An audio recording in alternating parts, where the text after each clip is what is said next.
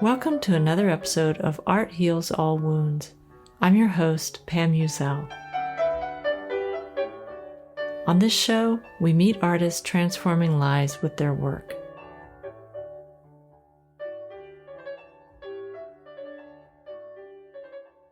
I have a question.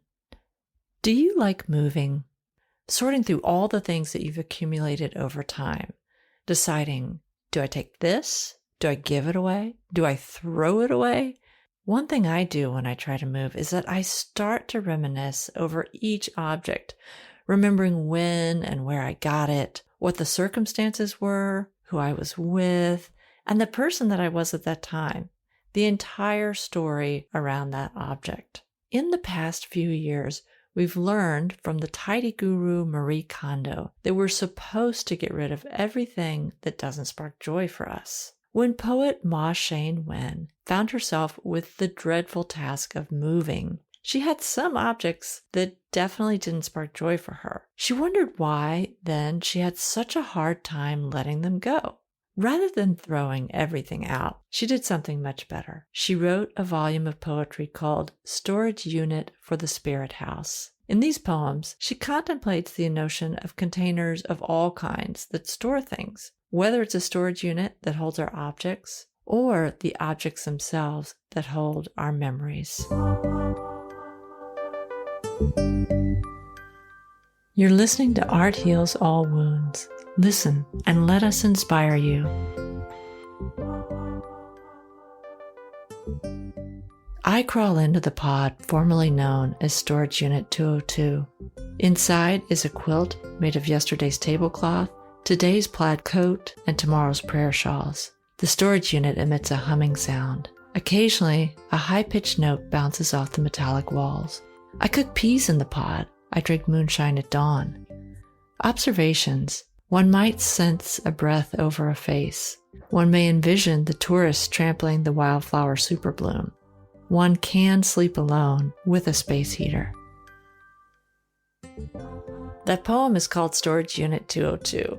It's from the latest volume of poetry by Maw Shein Win called Storage Unit for the Spirit House, published in 2020 and longlisted for the 2021 PEN America Open Book Award. San Francisco Magazine included Maw as one of 100 artists putting the East Bay on the map. Reading Win's work is something like closing your eyes and letting all of your favorite images from dreams and movies play behind your eyelids.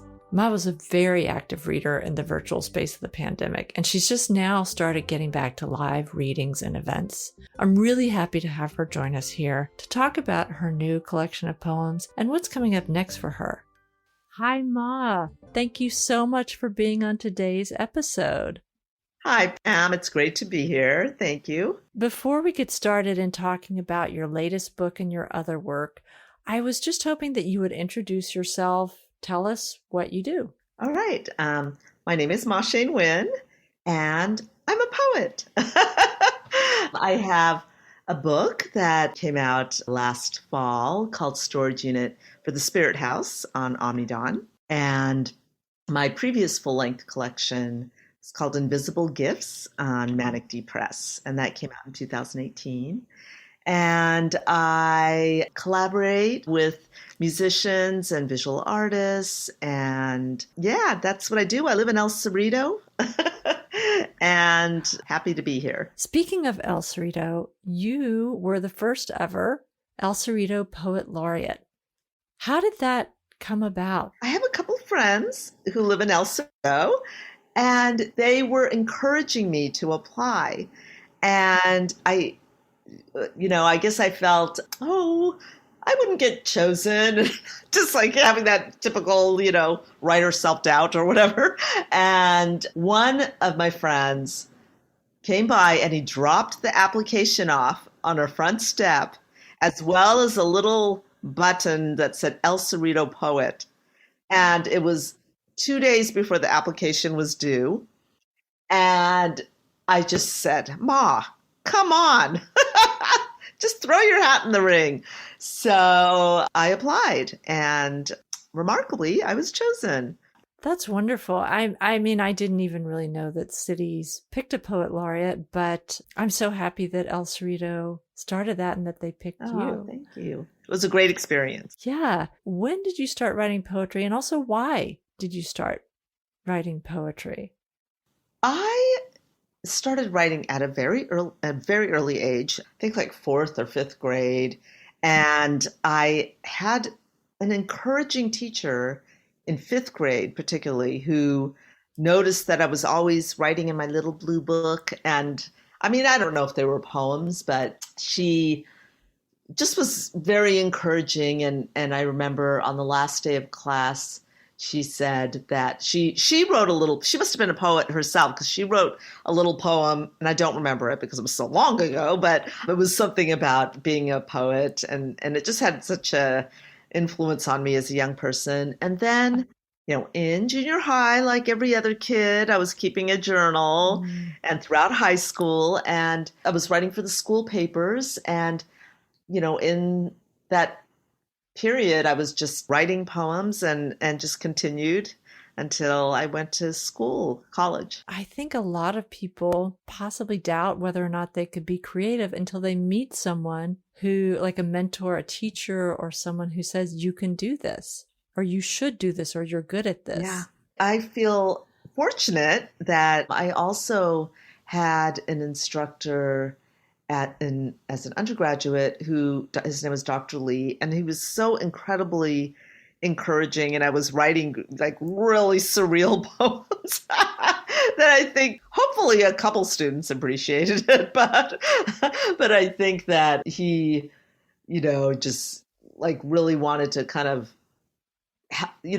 hold me in that safe space, to feel free to write in different styles and about different subject matter.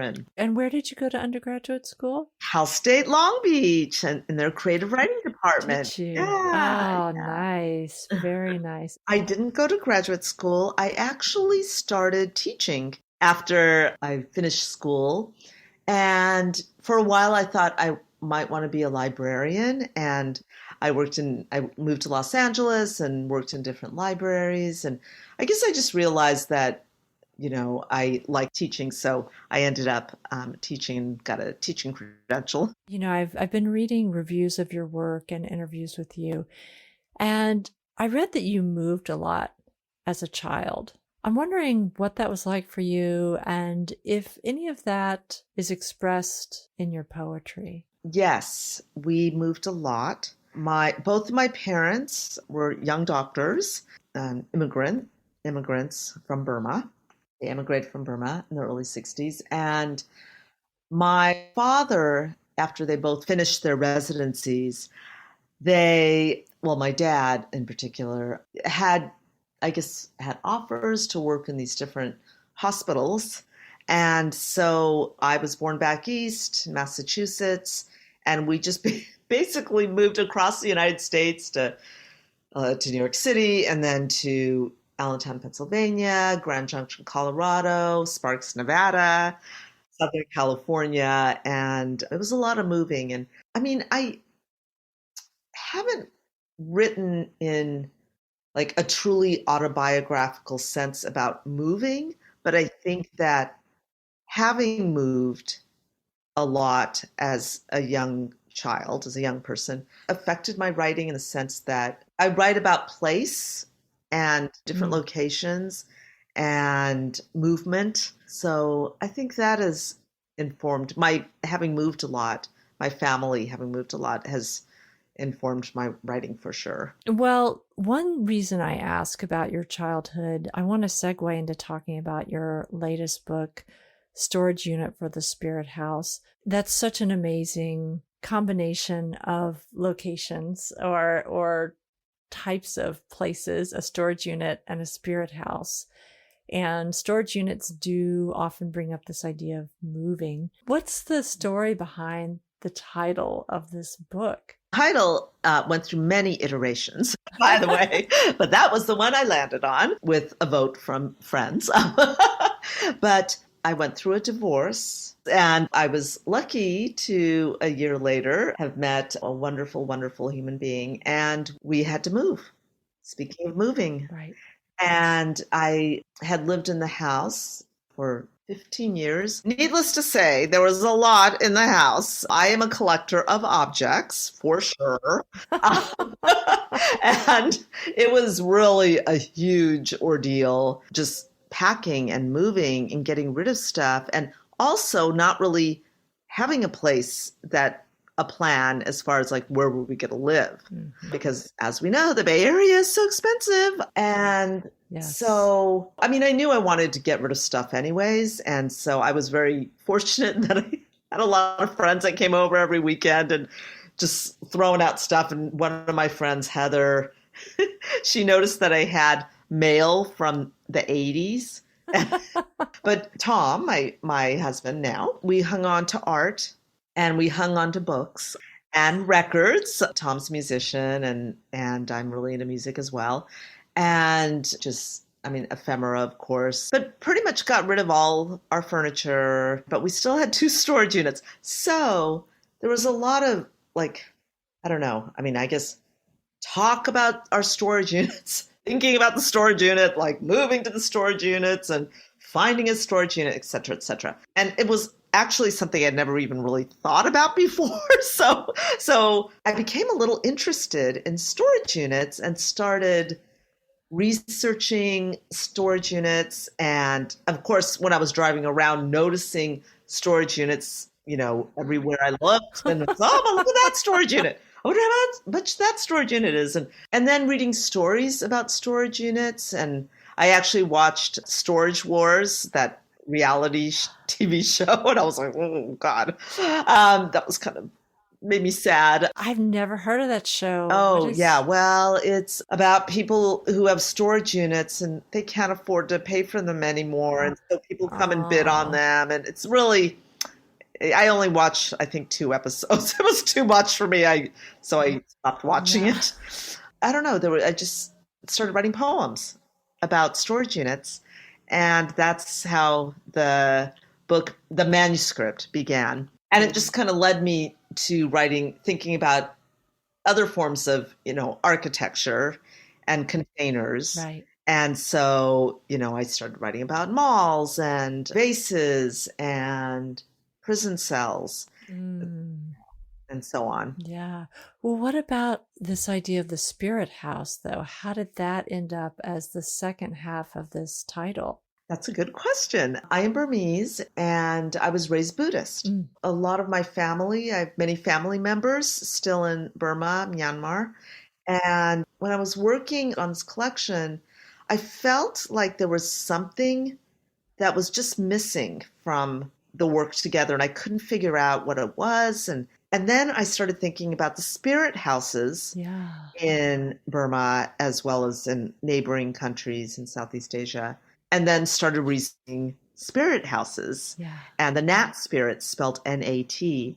And that was utterly fascinating to just go take a dive into that world. That was kind of, for me, I don't know, how do I say this? Like a way for me to complete the book. Mm-hmm. And I wrote these spirit house poems. There's 6 sections in the book. And so a spirit house poem either opens or closes each section. Yes. I loved that. Can you go back and talk about Nat spirits? Because Sure. I had never heard of that before I picked up your book. And it's kind of a fascinating concept that I don't think I've really wrapped my head around yet. So basically, a Nat is an animist deity. And there are, not all Buddhists, but there are Buddhists in Southeast Asia who believe in the Nat spirit stories, and they're basically venerated. I guess a way to talk about them is that they exist in like kind of almost like a liminal zone, although that's not what it says in the in the text, but in between world. There is a really rich collection of all these stories that each Nat spirit has. And, I'm still to this day continuing to read about these stories, and many of the stories are on the dark side. The spirits have maybe, when they were previously beings, died from maybe violent deaths or, just in tragic ways. But not all the spirits. Like some of the spirits are more playful than there are tree spirits. And it's just, I mean, I am certainly, there's so much more for me to learn. It's really, there are just people who primarily focus on just studying this belief system.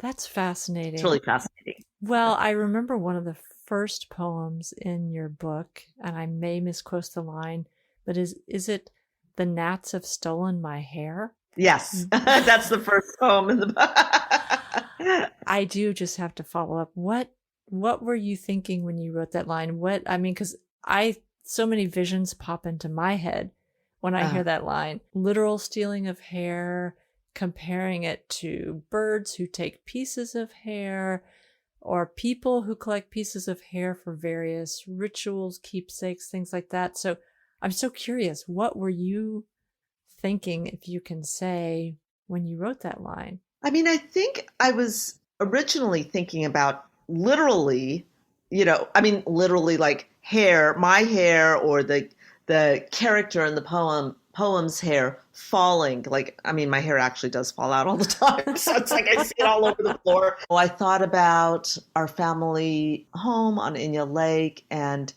just thinking about hair falling to the ground and floating away. And then when I started thinking about the gnat spirits, maybe the more playful ones, that's interesting. You brought up birds, maybe these, a gnat spirit would come down and collect the hair at night, the strands of hair at night. And so that, I wrote that poem a while ago, but I think that was what was in my mind when I was writing that poem in particular. And where is Inya Lake? In Yangon, in Burma. And that's an extended family? Yes. Home? Yeah.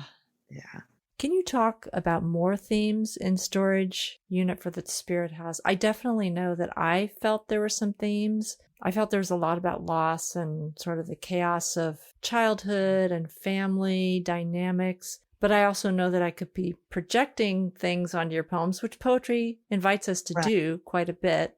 But I'm just wondering, as you were writing this, what themes came up for you? Well, to go back to the gnat spirits, I started thinking about, for the spirit houses, you want to appease the gnat spirits in these little spirit houses that are outside of people's homes, often on little stilts.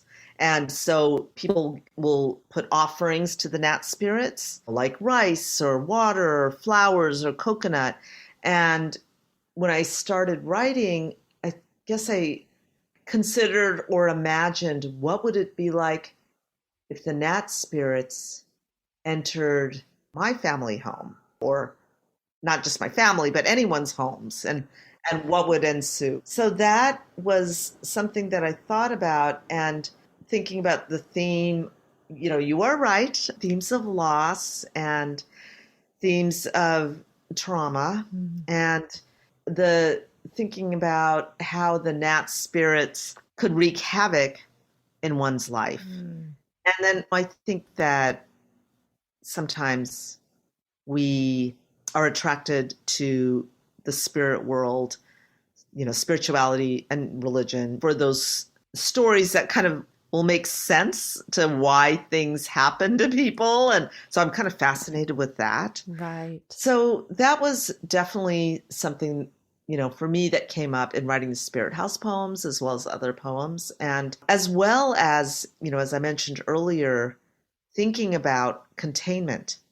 And, I wrote this book pre-pandemic, actually. So it was just when everything happened, it was like, wow, weird. Like now, I've been writing about containment for a year plus, and thinking about being in enclosures and rooms. So it was just so strange to all of a sudden be in that world. And I guess when I started thinking about spaces, after writing these storage unit poems and thinking about, like, what do we hold on to? Why do we hold on to the things we hold on to? And what do we let go of? And what do we forget? And what do we want to remember? And then I kind of went outside of the box, so to speak, and I started thinking about nature as containers. And it's kind of ironic in a way, like the sky space poems, because actually sky is an open space. Right. But I guess I started thinking about it like, well, what if sky served as a sort of container in a Right. way? It's a holder and of sky space as well as water. Right. So that's how the sky space and water space pieces happened. And then, of course, we're surrounded by containers, not only physical, but also emotional. Like the body is a container. Our minds are containers. Our heart is a container of sorts, right? Right. And so actually it was, a theme that really just kind of opened up for me, even though I'm talking about sometimes a closing in, but it also was expansive in as far as inspirations for my writing. Oh, yeah. And what incredible timing of the writing about that. And then essentially all of us spending over a year pretty much only in our homes. Right. Yeah. And when I think of some of your poems, that becomes even more meaningful. I still can't let go of this combination of storage unit and spirit house, because what I wonder is, whose storage unit is it? Is it the gnats, or is it the people making offering to the gnats? And maybe in the storage unit, there are things that they wouldn't offer, but they also can't let go of. I don't know. Perhaps I'm really thinking about this too hard, but I find it a really, really evocative idea. Well, I love that you thought of that, Pam, because I was wondering, how would it be if the gnats entered the storage units? So I've kind of been exploring that a little bit this past year, during our shelter in place.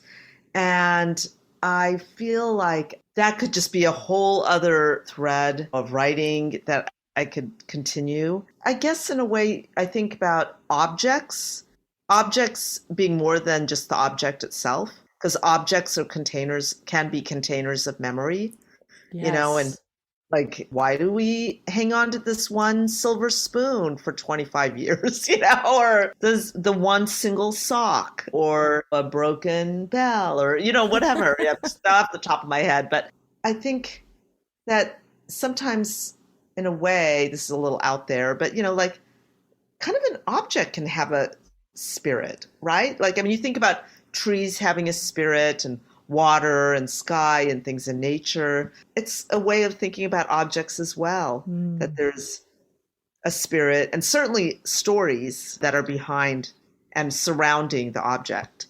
Well, we definitely do create relationships with our objects, which is what you're talking about, that why we can't let go of some of them. I know for me, it's often a fear that I might forget whatever it is that object is signifying if I let go of the object. I remember when we were leaving Berkeley, I had this sofa, and it wasn't even that great of a sofa. It was just this like little green sofa that I'd had for like a million years. And of course, like, we weren't going to put it in the storage unit, and so friends were like, well, I'll take your sofa, or no, I know someone who might want your sofa. And I remember that I had this really bizarre, odd attachment to that darn sofa. Like I did, and I was trying to figure out like what was it about that sofa? And then, I realized like, oh, the sofa was the first piece of furniture we had bought, my previous in my previous relationship, and I think it just represented like a beginning, but also an ending. And when I finally gave that sofa away, I was just like, it was such a release. I just was like, and then I was questioning myself, like, what took me so long to get rid of that sofa? So it was kind of, I kind of we kind of laughed about it later, but yeah. Yeah. Well, the You know, symbolism of that is very powerful. yeah, We've yeah, all had our own versions of that little green sofa. yeah, yeah.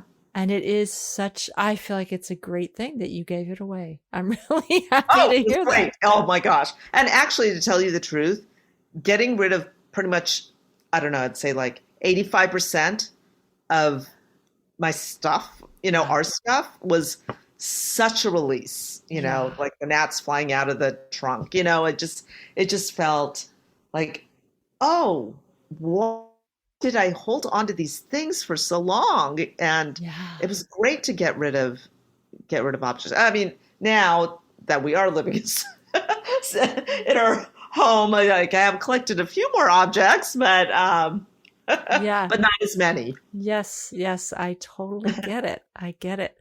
Well, I am wondering if you could read a poem. And I sent you an email about what my favorite one was, but you can read a different one if you want to. But I really loved Spirit House I 5. would love to read that poem. Oh, thank Thank you. you, Pam. This is Spirit House 5, and it was published in the Cortland Review. Spirit House 5. As a child, I did not climb trees.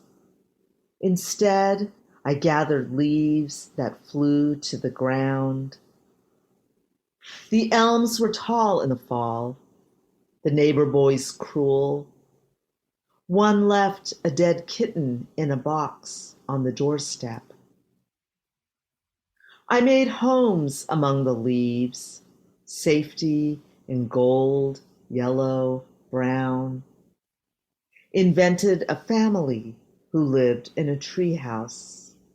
Green twig, the mother, broken branch, the father, two ferns, the missing sisters. I just love that poem. I love the poem. Thank And you. I love especially the choices for the family. Do you have anything that you would want to say about those choices for the family, or is it just what came to you as you were writing? I think when I was writing this piece, as far as place and location, I was remembering living in Grand Junction, Mm. Colorado, Hmm. and I remember, making these homes of the leaves and okay, poetic mind remembers making a little family out of branches, but I'm not sure if that really happened. So, but I do remember making homes from the leaves and Yeah. It's really beautiful. And the other thing that I realized too, because I was able to catch you doing a reading last week, is that poems are a great thing to read yourself. But for me, poetry is something that is meant to be listened to. And so I'm really appreciative of the fact that you do lots of readings and that you're out there giving your own voice and cadence to these beautiful words. oh, thank you. I do a lot of readings. I have done a lot of readings, and I feel fortunate in the fact that being a writer, especially during this time. I mean, at least we have the remote world, the virtual world, Zoom, to continue to do readings. Right. And I feel like that's really been for so many writers a saving grace. Yeah. Because my husband Tom is a musician, and I know it's much more difficult for musicians during, Yes. as you probably, for musicians, it's really hard. Yeah. Yeah, Uh, it is. Well, Ma, what's coming up next for you? I have a reading coming up with Kenneth Wong, and it's for Alta Mesa, which is a new reading series run by Mary Volmer and Elizabeth Johnson, both amazing writers. And the focus of the event is going to be about Burma. Mm. And so we will be not only reading our own work, Kenneth is from Burma, we'll also be reading the work of Burmese poets Mm. and talking about the situation there. So, yeah, so I think that's my next big thing coming up. When is that happening? August 8th, Okay, yeah, great, at 4 great. p.m. Well, if people want to learn more about your work and the other things that you do, how can they find that A out? website. It's Maw Shein Win, MAWSHEIN WIN.com. There's info there about me and and a couple really cool videos by Adrian de la Peña. He made some videos based on poems in my collection. Oh, And he nice. also did the wonderful art for the cover. Okay. And I also want to just mention, you probably noticed all the illustrations. Yes, I did. Illustrations are by my other best friend, Mark Dutcher, who's an artist in California. So it just feels very moving to me that the three of us are together in the spirit house and storage unit of my book. I love that. Well, thank you so much for being on this episode, Ma. It was so great to learn more about you. Thank you, Pam. It was lovely to be here and talk to you today.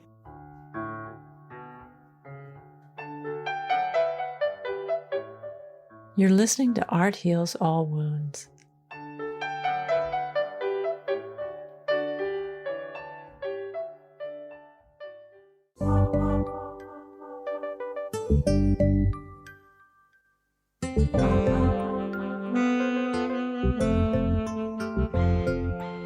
Remember to be in touch on my Facebook page, Art Heals All Wounds, and also on Twitter and Instagram at Art Heals Podcast. I'm so grateful to Maw Shein Win for being a guest on this episode of Art Heals All Wounds, and it was a special treat to hear her read one of her poems. If you want to learn more about Ma and her work, you can find her at www.mawsheinwin.com. That's MAWSHEINWIN.com. Also, keep an eye out for the Alta Mesa reading series and Benefit for Mutual Aid Myanmar. Ma and Kenneth Wong will be reading their work, as well as work by other Burmese poets. This is a virtual event on August 8th. You can find out more about it at www.maryvolmer.com. That's MARYVOLMER.com. The music you've heard in this podcast is Yellow Light District and Autovaschen Lodge Instrumental by Lobo Loco. Beethoven's Piano Sonata No. 15 in D major was performed by Karina Galanian. Thanks for listening to this episode. If you liked it, please subscribe to the podcast. Be sure to drop me a line on Instagram or Facebook, letting me know what you're enjoying and what you'd like to hear more of.